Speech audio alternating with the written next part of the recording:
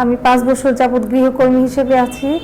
আমি শুধু বাচ্চা দেখশন করি, এছাড়া আমি অন্য কোনো কাজ করি না। করোনার মধ্যে মার্চের 25 তারিখ থেকে তো লকডাউন দিয়ে দিছে, তো ওই বাসার ম্যাডামরা তারপর আমার নিষেধ করে দিছে, তাদের অফিস বন্ধ, তখন তারাই তাদের বাচ্চা দেখশন করতো।